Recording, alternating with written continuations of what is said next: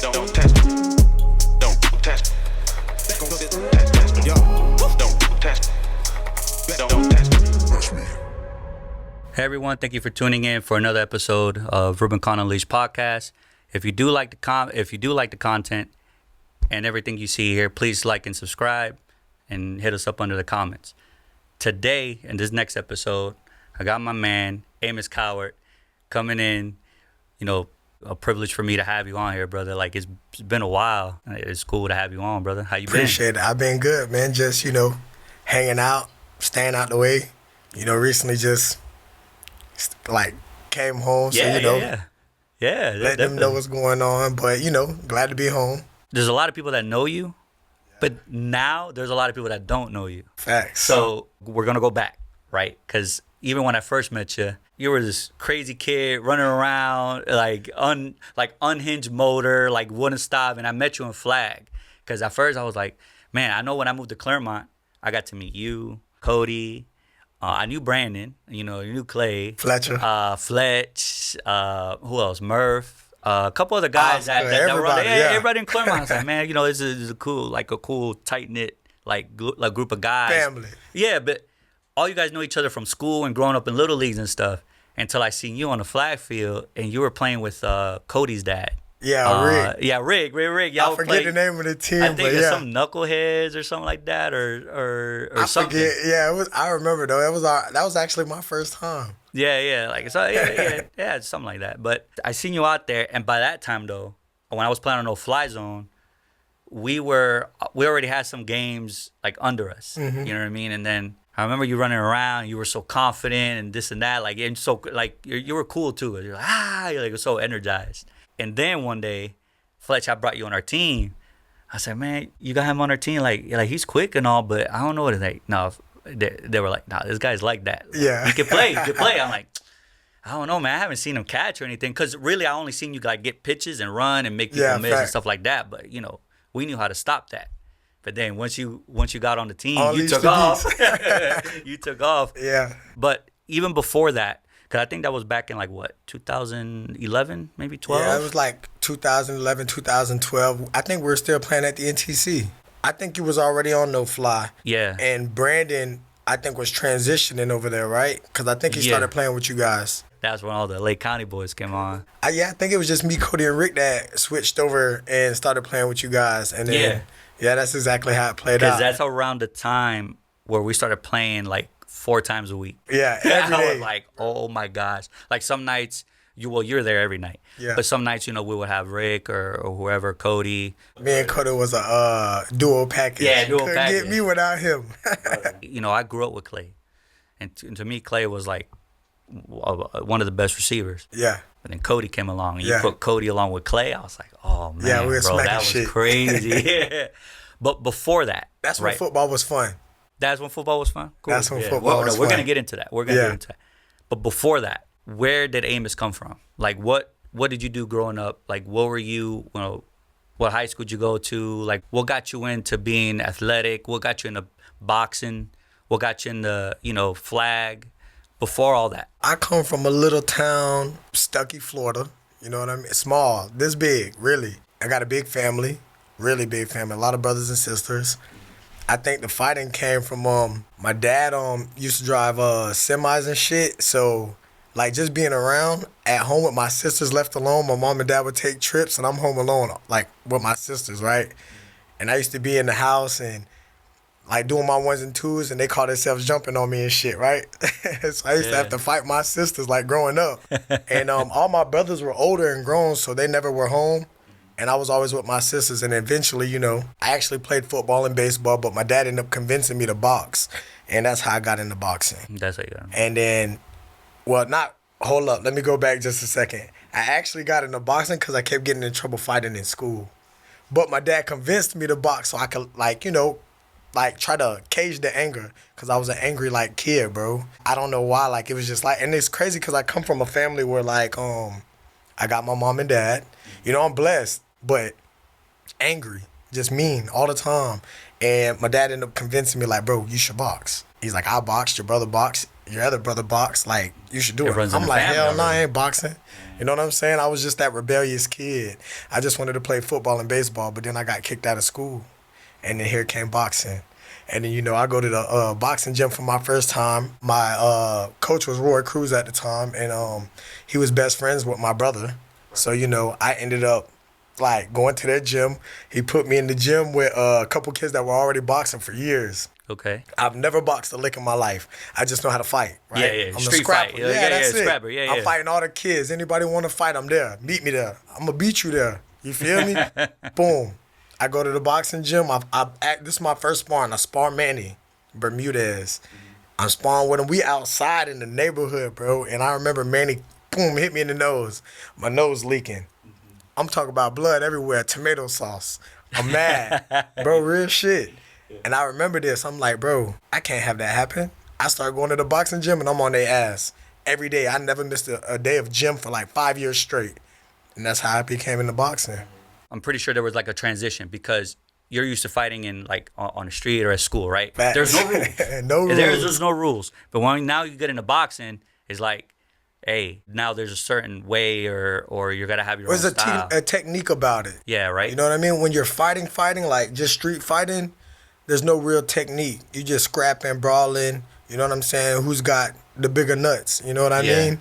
But then when you get into boxing, it's not like that. It's all about technique, and that shit makes you more dangerous. You could be the strongest, hardest hitting, whatever. But as soon as you learn how to do technique, like in boxing, that makes you more dangerous. What was one of the things that when you first got in the ring, let's say you were sparring or whatever, that you were like, man, hey, you can't do that. You know, you can't do that in the ring that you were used to doing, like Street fighting? Yeah, in street fighting or whatever. Exhausting yourself, throwing a lot of punches, like just rapidly. A street fight typically lasts maybe anywhere between 50 and 30 seconds, and an actual boxing round is 3 minutes, like 2 to 3 minutes. So just going out there, throwing punches, that shit doesn't happen in boxing. Yeah, you're not finna get off. Yeah, so you have to learn like how to like pace yourself. Like pace yourself, and conditioning comes a long way, right? Very because important. What becomes more tiring first? Is it your stamina or your arms? I think you get mentally fatigued first. Oh, okay. Like, it has nothing to do with your body. You're moving around, and then all of a sudden you start talking to yourself. Like, you're in your head like, damn, I think my legs are tired. And wait a minute, my arms are getting heavy. Like, what am I to do next? You know what I mean? It's a second win, third win, and you got to have heart. You know what I'm saying? If you put in this work and you condition, and you got to push yourself. And now I'm talking to myself back. I'm talking to my unconscious mind and my conscious mind, like, hey, I got to finish this, or I got to do this. Like when I'm jogging in the street or something, I'm always jogging to the next pole. Because when I see it, I'm like, damn, I can make the next pole. Fighting, same thing. I'm on some shit like, I could throw 3 more punches. I can move my head this way. I can move that way. You know, that's just how it goes. Yeah, because one of the things I see first is it's either you could tell they start slowing down or the arms start dropping. It's So different for different fighters, though. I like to say some fighters get like top heavy and their arms get heavy and they get tired in the arms first, and then some people legs get tired first. So the people that typically stay stationary and don't move around, you can tell like off rip, like, okay, his legs are dead. He's not moving. Or the people who keep doing this and then their hands keep dropping after they're throwing punches or whatever, and they keep their hands more like closer to the chin instead of up to the face, their arms are heavy. You got to be very observant when it comes to this stuff. See, this is pretty cool because even all the years that I've known you and we've known each other, like I've never got to sit down and actually talk to you about boxing. Yeah, because facts. that's, you know, me knowing that's your background, but that was something that you did on the side and you come play flag. I mean, you even, you know, you can't even remember the times we told you, like, hey, bro, just chill. You got a fight coming on or whatever. Yeah. Like, man, Man, I'm good. playing I'm good. ball. I'm good. Yeah. Yeah, exactly. I'm playing ball or whatever. You know what I mean? I separate them. Right. Yeah, like you learn how to separate it, and I always thought that was cool. So now getting the chance to talk to you about that. But what was one of the first things that you had to learn going into boxing? The most important thing that I had to learn first was how to control my anger. Remember I told you I was an angry kid. Every time I got hit, I got mad. I wanted to go back to street fighting. I wanted to just throw random punches, doing this, swinging here, I'm not for nothing, and I'm not even being funny, but I was literally trying to hurt the person in front of me. I was mad. Right. Like real angry. So this could have been my dog. You feel me? Yeah, but when we get in the ring, we ain't friends no more. Cause you trying to put your hands on me. Right. You know what I'm saying? And coach used to tell me, hey man, knock his ass out. Right. And I used to get in there and try to knock his ass out. You know what I'm saying? Yeah. Literally, you standing right in front of him and everything was with power. So I think that was the most important thing that I had to learn, how to like pace myself and bring the anger back just a notch. Because I used to be so mad. When I grew up watching Mike Tyson and all these like heavy hitters, right?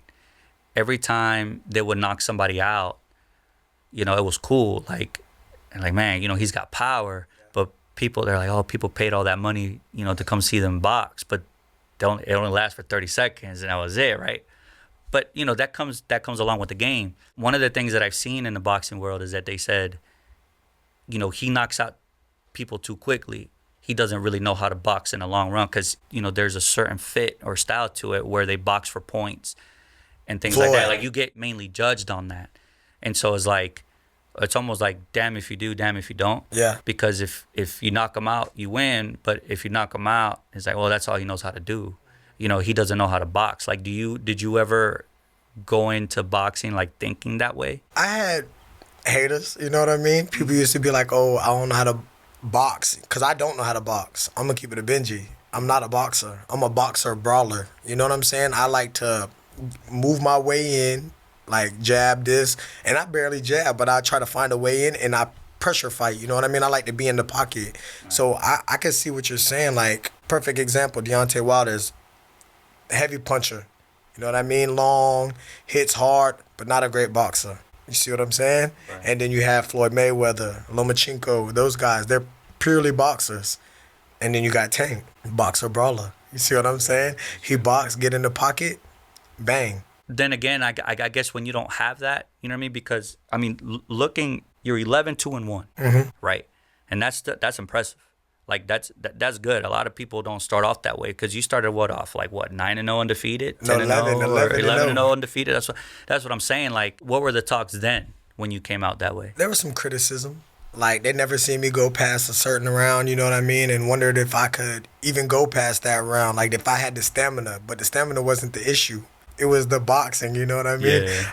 And one thing about it, like, my defense is like, I got a weird defense, bro. Like, my offense is my defense. I get hit, throw punches, you know what I mean? Okay. So a lot of people were like, well, he's just standing there type shit, you know what I mean? And I'm like, to me, like, you've never been in the ring, so you don't know exactly how to, like what's going on, I should say. It's a lot harder than people think. Once you get in there, bro, your legs don't communicate with your head. Like, your brain and your legs are on two different, like, sequences. They're, like, moving at different paces, you know what I mean? And you're trying to, like, get them all on the same frequency. And when it's not firing on all cylinders. You're just kind of, like, bouncing around. But once you get it and you lock in on that, everything's working. It's like a well-oiled machine.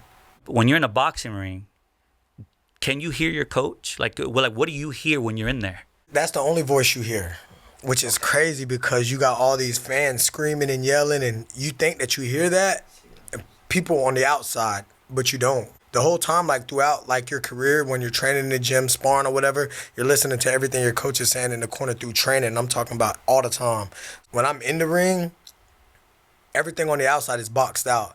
I'm sitting here and I can hear everything he's saying. If you go and watch some of my fights on YouTube, you can hear me talking back to him. You know what I mean? He'll tell me something, and I'm not gonna look at him, but he can hear me because I'm fighting. I'm throwing the punches or whatever. Hey, throw up, I hear you. Boom, boom. You know what I'm saying? And I'm moving, but we're talking to each other. It's crazy because a lot of people don't realize that. You hear your coach. Do you hear the other guy's coach? Yeah, I hear him too. Like, if he's like, hey, do this or do that or watch this combination, I'm listening because really that's what we're supposed to be doing. I'm looking for what he's supposed to be doing, and he's trying to find out what I'm doing. That's what I was saying. I was like, it's almost like a conflict of interest. Yeah, really. Because he's telling, but everybody's got their code words. You know what I mean? Like, we got code words. He might say some shit like 51, you know what I mean? And they don't understand what that is, but I do. You know, that's a combination that me and Coach been working on this whole, like, session leading up to the fight. You know what I mean? And he might say, like, Looney Tunes or something, and I hear it. He don't know what my coach is talking about, but I do. I know the combination that he wants me to throw, and obviously he might be moving to the left. And then, you know what I mean? Yeah, exactly. You start doing your thing. Let's say you got to fight in a month. What does your training look like? I would say you would need at least 3 to 4 months we would already be training anyways. We'd already be working out. But when the contract signed is when you start hitting it hard. We would start with like strength and conditioning first. So no real bag work, no sparring. It would be strength and conditioning. We're probably at the park. 9 times out of 10 when I was doing strength and conditioning, it was with Pac. You feel me? So shout out to my boy Pac. Yeah, yes sir, and, yes sir. That boy get me in tip-top shape. and my coach Tony. Them boys right there, best personal trainers. They're going to get you there. All right? So typically I would start at the park. We'd run anywhere between 5 to like 8 miles a day. You know what I'm saying? And they got you running on the beach, in the sand, flipping tires, slamming hammers, like big hammers on the tire, row machines, canoeing, pull-ups, push-ups, dips. Canoeing. Yeah, Never canoeing. heard that before. Man, as Pac, this man took me to Lake Louisa and made me canoe all the way across the lake, bro. This is crazy, Facts, man. I never. right? And You ever heard of that? Hey, yo, his fat ass is in the back of the canoe and videotaping me while I'm. Why is he gonna canoe when you got a That's canoe? what I'm telling you. This is the that's cool. workout. And then plus there's more weight on the canoe. Yeah, a With him lot, on a there, lot more. And I'm not gonna say anything, but Pac was a little fat. You know what I'm saying? That's my dog, man. Yeah, that's my dog. Yes, sir. But yeah, that's typically what it would be. Or Tony would have me pushing cars and shit. You know what I'm saying? Like half a mile, sprint the next half a mile. Stuff like that. Just real deal, like grit, like grinding, and that's what it would take. So you do all that. Now you start watching the film on the guy you're boxing. Now you start working on things on the bags and the ring, or he's southpaw, or or whatnot. All right, if I'm fighting an orthodox fighter, we typically just pick up a lineup of orthodox fighters that are, somewhat similar to the guy I'm supposed to be fighting, because nobody's the same. This guy might throw the same type of punches, but his head movement might be different. You know what I mean? Yeah. So leading up to the fight, we're just, main focus is like practicing on that or whatever. Just trying to like capitalize on those little things, check hooks, uppercuts coming from this stance compared to this stance. You know what I mean? Stuff like that. So that was really the importance, just trying to figure out like which way the punches were coming from, because no one's the same. And I'm gonna keep it honest, I never really studied film on my fighters. Like the people I would fight, I'd probably watch a video or two just to see like what punches they threw back to back to back, like if he uses his right hand more than he jabbed, or if he was throwing a lot of hooks or something like that. And then after I watched that, it was more like, all right, let's get in the gym. And then we would focus on what we were good at. Because I'm pretty sure you and the coaches will pick up on something like he has a go-to move. Yeah, like or he has a lunge, or when he dips his head here. When he dips his head, he's gonna come up with an uppercut or something he likes to do. So I'm pretty sure like your guys pick him on stuff like that, right? Really, my coach would watch it. I was Makes more sense. focused on he'll be like, hey, I'm finna go watch this film. I need you to go do this. All right, what am I doing today? I need you to go through 3 miles, and then when you get here, jog to the gym. Come over and meet him. We're gonna go over this. All right, bet. Boom. I jog to the gym. We get there. Hey, he likes to do this a lot. This is what we're gonna focus on today. Mitts, body piece. You know what I'm saying? Working it or whatever. And he would, just like walk us through what exactly my opponent would have been doing and how I should be slipping, or where I should be moving to, or how I should move my feet, or when I'm throwing this punch compared to that. You know what I mean? Yeah, I've always had those questions in my head. It's like, man, I wonder what goes through their head, when they're there. Do they hear the people? Do they hear the coach? Do they hear the other guy? Do they hear the people, talking slick? Like, because, sometimes you get all that. I had a fight like that. You'll see on the list, I fought a kid named Anthony Bergen in Connecticut. And when I was fighting him, his girlfriend and I think his parents or something like that were in the stands, but like front row seats. Is that where you came out with the one guy with the thing? Like he wanted to walk the you rapper? out? Yeah. No, that was with Regis. Okay. I The thought you fight did it in before Connecticut that, too. I came out with a couple of my friends and a little kid that had a mohawk like mine because he was so messed up about my mohawk.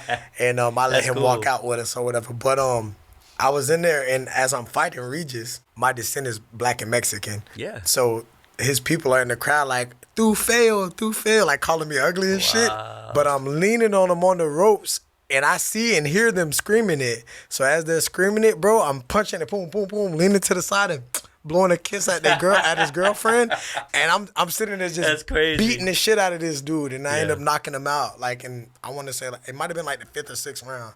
The guy in like Connecticut, that. right? Yeah, I ended up knocking him out, and his girlfriend was like tripping, bro. But I'm like, damn, I'm speaking Spanish to her in the ring while she's yelling at me, but yelling at her like I'm finna beat his ass. But I'm beating his ass because of you. Right, yeah, exactly. They're turning me up. Thank Yeah, him. and it's so funny because I remember Tevin Farmer, and he's a pro boxer. You could look him up, and if he sees this, cool, whatever. But Tevin Farmer was there too because he was on his team. He Okay. was sitting in the crowd with Anthony Bergen's girlfriend, and I like Anthony Bergen. He was a good dude, good kid, but Yeah, no, I business is business. No, business is business. And I think that's where a lot of people, I think after the fight, you start seeing, the respect is given. Yeah, even you hate leading up each to other that. before the fight. Yeah, You of like, course. man, I'm finna beat this dude ass because like Yeah. he's coming to do the same to me. Exactly. But after the fight, it's more like a humble experience. It's like, bro, I really just went in there and gave you my all, like sweated, blood, tears, and shit. You know what I mean? And you just went through like what I went through. I know you was in the gym training and busting your ass for this. You know what I'm saying? Because Right. he was undefeated when I fought him. We were both undefeated, and I end up giving him a strike his on first- his his first loss, And yeah. so I know how that feels. You know what I'm saying? I've experienced it with Regis. Right. And that shit sucks, you know what I mean? Yeah. But at the same time, it's a milestone you have to get over or something like that. Just cross over it. You win, you learn how to win, but when you lose, you got to learn how to lose. Yeah, that's a lesson. Even after you win, I still try to take something from that, from a game or a boxing match or whatever it is that you're doing. What could you would have done better? Against Regis? No. I'm saying For anything. the loss. Prepared for the loss? No, I'm talking about it. Like if you win, you still learn. Like, I could have done this differently. There's a lot of people in this world that it's only when they lose where they're like, oh, okay, I should have done this, I should have done that. Even But, when you win. even when you win, there's still things that you could have been out there, you could have gone out there, and you could have done better.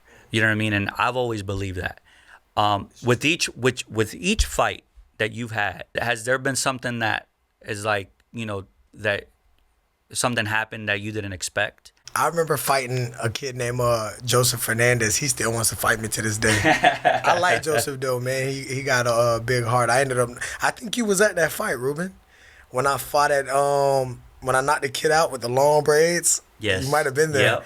Okay, that kid, me and him fought in the amateurs, which is the reason we ended up fighting in the pros. And that fight, I think he pulled something out of me that I didn't realize I had until, the later rounds too. Because remember, I told you I hadn't been past a certain round until I started fighting, Joseph, and he made me dig deep. He made me really dig in my bag, and I knew that I still had the power in the later rounds, even though I was Right. kind of drained. And it made me realize, like, bro, I got to go harder. Like, I got to train harder, get more stamina, because I know that in the later rounds, I'm still dangerous. You know what I Right, mean? right. Like, even though I'm tired, my punches are still heavy. These are bricks. Real shit. I'm not gonna lie. You can ask anybody in the boxing game that's ever sparred with me, boxed me, whatever. Like, these are hammers. I think that was important for me then, learning that.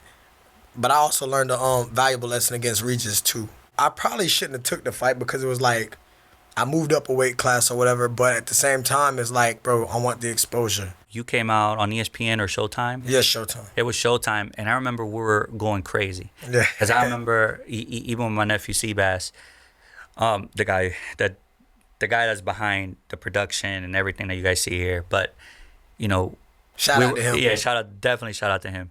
We went to get wings. Everybody was preparing. Everybody was going somewhere to watch the fight. We knew you were out there, and just to see you up there. We were. My dog made it. No, yeah, like you made it. Like you were there, and I think to get to that point, you know what I mean. Like whether you're ready or not, if you wouldn't have took it, you would have questioned yourself. Later on. Now that, man, I should have took it. You But know what I mean? it could have worked, two different ways. It could have been I didn't take it, and eventually, we got to that point. I'm thinking like you're thinking, though, like, damn, bro, small town kid from here, never had shit type, whatever. I'm taking the fight. Yeah, of course. I took the fight. Like, and you know me, bro, personally. It's Yeah, like, of course. I want to fight. Yeah, Like, you want to fuck fight it. him. Yeah, And I ain't because you scared want of to test nobody. yourself. You want to see where you're at. To go in there, because at that time, you were 10-0, Yeah, I think I was 11-0 with 9 KOs. 9 KOs. Yeah, 11-0, 9 knockouts, and I think he was 13-0 with 11 knockouts. Yeah, because it's like, at what point do you get to? It's like, okay, I've had enough fights. Okay, I'm gonna try it. Like With me, I think I'm a firm believer in like putting the best against the best. So like, at this time, I'm like, he's good, I'm good. His record's undefeated, I'm undefeated. I want to test me too. Like, fuck it, let's fight. Right. I wasn't ducking or dodging anything. No stray bullets, nothing. I want those, all of them. I want to fight the best. And I grew up watching like back in the day, boxing is completely different than boxing now. I feel like when you were boxing back in the day, you know, you got like the Pacquiao's and Eric Morales's and stuff like that. Like, bro, they want to fight the best. Right. They never was ducking like fighters. Like, line that shit up and run it. Big mouth, like, what's up? Sign a contract. I want to fight you. Like, this is what it is. Now you got Jake Paul picking Mike Tyson and like little shit like this. That's just not real boxing to me. I feel like the best should fight the best. Best should fight the best. And even with that loss on your record, it's saying of who that boxer was on Regis, right? Yeah, I'm not hurt. No, because he's up there. Like, Yeah, he's up there. he Like, became if you're a going to world take champion. a loss, you're going to take a loss to somebody like that. Exactly. Rather than take a loss to somebody that you knew, like, man, I should have had him. I Facts. started slipping, or I started, not doing what I'm supposed to do. So even then, that doesn't even hurt or taint whatever Nothing. you have, because, you fought a good fighter. He's gone up to win, World champion, yeah, man. like, you can't ignore that. So I still think it's pretty cool. And now getting to this point where you're at, I know you were away for a while. You had your run in with The law. whatever You the can law, say. your personal stuff, and Yeah. and the law that you don't have to get into detail with. But you've been gone for what? 5 years. 5 years. After getting out, you see how things have changed, right? It's a lot of change. Drastically. Right? Drastically. What's the plan for Amos Cowart going forward? You're still seeking in the boxing? You still... At this moment, I'm training currently. And I train at School of Hard Knocks with Jason Galarza, like I spoke to you about. And shout out to Jay. That's my boy right there. I still have a career in boxing. And I think it's gonna be very fruitful. Just stay tuned. You'll see what's going on. Do you think easier now or harder now than it was back then to try to get some contracts, like trying to look for fights or anything? Like, what's your opinion on that?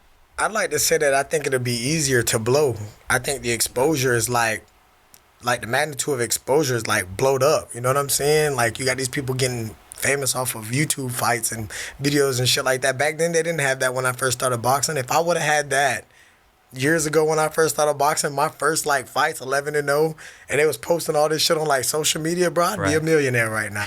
Like, literally. Right? You know what I'm saying? Yeah, Jake did it in 3 fights. I would have did it in I was knocking everybody out left and right like this. You know what I mean? Yeah, So because it's now definitely one small short or clip can bring you a one long nice way. knockout, bam! Oh, you saw what bro did? Yeah, Bro, and now the edits, anybody can edit on your phone, like Yeah, that crazy shit's stuff crazy. going into it, man. Yeah. I've always told myself this is gonna be more than flag football, because I know I started that when I graduated high school back in 06, 07, and that's how long I've been playing. But now being in this flag world, meeting you through flag, you were a boxer, or you are a boxer, Playing and you're football. a professional boxer, playing flag. You brought Jeff Demps to us, who was a world-class athlete, an Olympic runner. Shout out to Jeff. That's my man who too. went to Florida, who was a well-known running back, who went to the pros and then played flag with us in the backyard, played in leagues and in tournaments with us. So you start meeting all these people through that, and especially I did. That's why I'm so thankful for that, right? Yeah. And I've always said it's going to be more than that, especially highlighting your career as a boxer, which I still believe is not over. I'm definitely getting up there in age, but you still have your time. Yeah. And you still got your Still health. young, And I baby. always say health is the most important thing. Because if you don't have that, you wouldn't be out there sparring or training. You wouldn't be out there doing drills on the field, getting ready for football or flag football or being in the court, or you wouldn't be able to do any of that stuff. And I think that's one of the most important things. And then if you have that, bro, you go until you fall, You're whatever, undefeated, until baby. you can't take it no more, man. And I think knowing you for so long, Amos, one of the things I can always say that you always had a big heart, and regardless of what your past is and the trouble that was behind you, you always found a way to pull yourself forward from that. And I've always believed that. I've seen that on the field, how you control yourself, how you don't let just one little thing just get to you so quickly.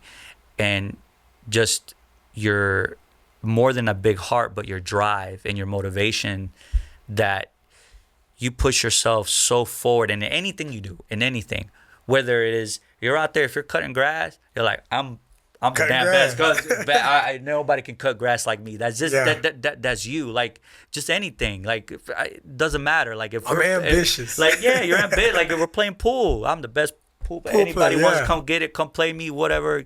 Get your ass whooped. Wise words from a good friend. I got that next man. Yeah. Brandon. The next man, yes, sir. So, I've always seen that in you. I've always admired that about you.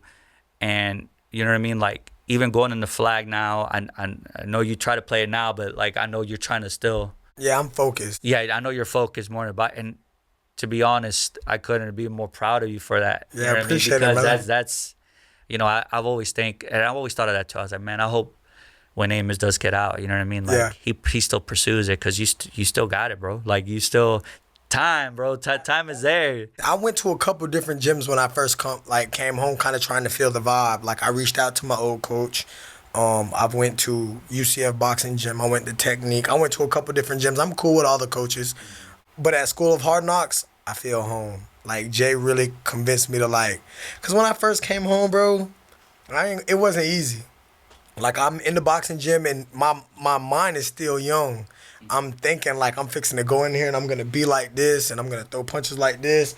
And, I ended up pulling both of my biceps because I sparred, bro, literally. Yeah. I sparred like the first or second day I was home and I pulled both of them. And that literally made me sit at home. I went home and talked to my old lady. I sat down and I was like, I don't think it's for me no more. You know what I'm saying? She's like, why? And I'm like, bro, I pulled my biceps like, I think I'm too old. You know what I'm saying? She's like, you're not too old. You're out of shape. You need to go to the gym and you need to stay focused. I started going to the gym. Then I got my dog over here. He beating it in my head every day. Shout out to EJ. Like, bro, you still got it. Just keep going. I'm in the gym every day. And before you know it, I'm dropping the weight. I came home 191 pounds, fat boy. Then I started losing the weight. I'm at 104, like 54 right now, 156. We'll say that you were chunky when you got out. Yeah, boy. Facts. You see me but it wasn't that bad. It wasn't to that me, bad. it was. To you, it was like I could tell, but that's nothing. The conditioning and stuff that you're used to. I beat it off though, bro. It dropped off me so fast, and like right now is what I'm trying to say is like I stayed focused. I didn't let that alter my plans. I stayed focused. I did what I needed to do. I've been in the gym. I'm running.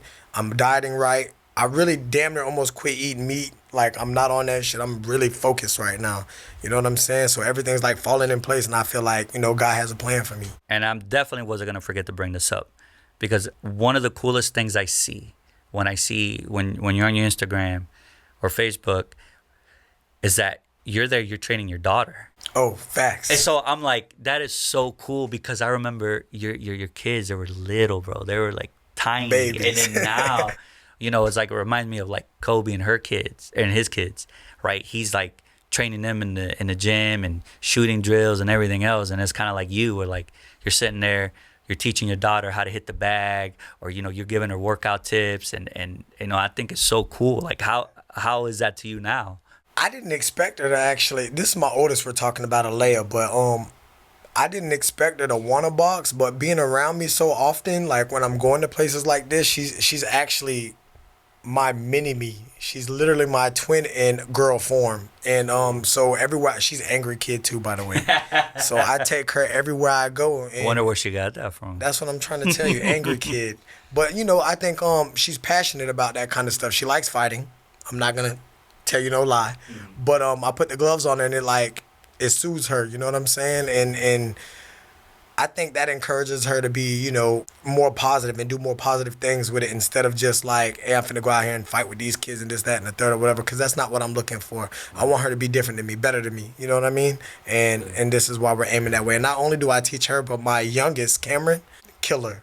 Like he's like that, bro. Yeah, football, baseball, boxing, cool. You know what I'm saying? And I'm letting him just have his way right now. Well, you got the best of both worlds, man. You got the best of both worlds. Yeah. I mean, the sky's the limit with the youth now, bro. Like, you got these kids coming up and then they're learning you know, to learning from their pops, their moms, or other mentors coming up, or YouTube. But like, even now, you know, I'm gonna go back to flag football. Like, youth football or flag wasn't around back then, and now it's taken. I mean, it might have been, but it's not as big as it is now. Yeah, it's on a big platform. It's on a big platform. These kids are competing. You know, they got leagues everywhere. You know, the parents are passionate, and some more passionate than others, because it's a lot of it's good, but at the same time a lot of it's bad. But and I'm just saying it because the parents are getting into it with the other parents. Yeah. And which is, you know, not, you know, with the kids, bro, like, you know, just let them enjoy they're the not sport. learning how to control themselves with that. And these kids, you know, they just want to go out there and play. But the platform of, you know, making a 12U USA team or you know, 9U USA team, you know, like, that's there. You know, colleges are now offering scholarships for flag football. Like, bro, it is crazy. My guy Willie Perez from Miami, like, he's coaching. You know, he's coaching up in Kansas or somewhere with flag on at a college school with the girl, and then he's also the USA. One of the girls, I think 12U or 9U. I don't know. I don't know the age. I forgot. But he's the coach. So those opportunities are there. I mean, for both boys and girls to go out there and compete, and then, like, if your daughter ever wants to compete, you know, they got that for her age group too. Nah, you know yeah, what I mean? So that's I think pretty it's cool. amazing that they're doing that for girls now, because, you know, growing up they didn't have that for ladies. They didn't have like sports that they can go and play sports the rest of their life if they wanted to. Maybe just like basketball or something, but they minimize sports for women, and I think they need to maximize it. Not just basketball, but they need to make softball a professional sport for women. They probably have it, but it's not big. The platform's not big. And I promise you, like, if they did something like that for like ladies, like women, it would grow. It would really blow up, because people like to watch that. You know what I mean? They're like, damn, you see these girls out here doing what the men are doing? Like, they like that. So I think that would be real positive for everybody. But before we end, got a couple questions. I'm gonna dig in your head. I'm gonna see what you like, all right? Couple questions. Before a workout, before a fight, what's your first go-to song? Man, I'm listening to Miley Cyrus, Party in the USA. Favorite drink? Period. Yes. Like sports drinks, water, stuff like that. Yep. Favorite drink, I like pea soda. Where would you buy that? I heard of vanilla Coke. Walgreens. Walgreens, okay, I mean, okay. what's it? Winn-Dixie. I wonder if they got a peach check. Yeah, that's what it is. okay, Check there you soda, go. peach- Yep. peach- That's peach what I'm soda. thinking. Favorite movie? Um, You're a movie guy. Life. So. Life? You like it Life. as your favorite movie? Facts. Okay. All right. And favorite football team? Broncos, NFL, Miami Hurricanes, college football, baby. Hey, All right. Hey, man, listen. I appreciate the time you took, brother. Yes, sir. I think this is so much fun. You know what I mean?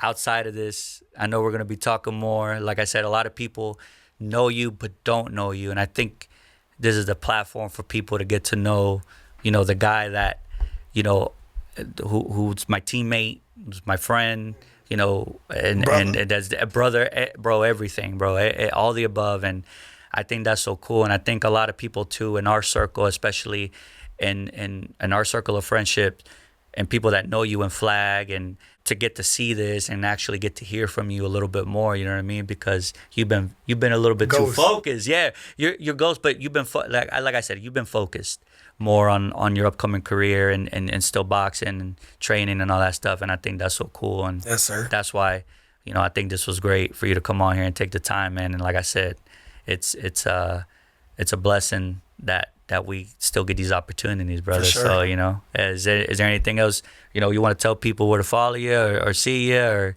you know what I mean? Any more shout outs you want to give out there? Yeah, man. To Dev and Tay, you know, them boys, you know, they take the back door sometimes. I feel like they should give them boys their respect, because not only is Dev like the best rusher in flag football, bro, but y'all got to give my boy Tay his flowers too. I think he's one of the top receivers in the game. Wouldn't you agree? Sir, I agree. I feel like them boys should be on any team made to go play for USA. And you know what you haven't, those guys and you have in common is They that dogs. same, the dogs, that same mentality. They dogs. And I've always said, man, they're misunderstood a lot. Yeah, they gonna talk their shit. They're Well, guess gonna what? talk. They're misunderstood, but you know what? They're not afraid of the competition. Hell no, they gonna play. They'll never back down. And if mistakes are made, they're gonna come back like it never happened, and they're gonna keep going forward. Bro, I think that's what I hear about like it. in flag football, I think I'm just misunderstood too because I come off aggressive. You know what I mean? Yeah. And I'm more into the contact sport. You know what I mean? If somebody run my way, I put a little hands on them, but you know, it's nothing crazy. That's how them boys are. But yeah, man, just stay tuned. I got a fight coming up soon. I'm gonna drop, dates, locations, and stuff very, very soon. And if you fuck with me, come watch me fight. Well, I appreciate everybody for tuning in, man. Again, I'm with Amos Cowart right here, my friend, my brother, professional boxer, damn good flag football player. So stay tuned for anything coming up for him, man, which, like he said, he'll be giving us the dates. But if you do happen to like the video, like the content, like and subscribe on our YouTube channel, man, and stay tuned for more. Don't test. Don't test. Don't test. Yo. Don't test. Don't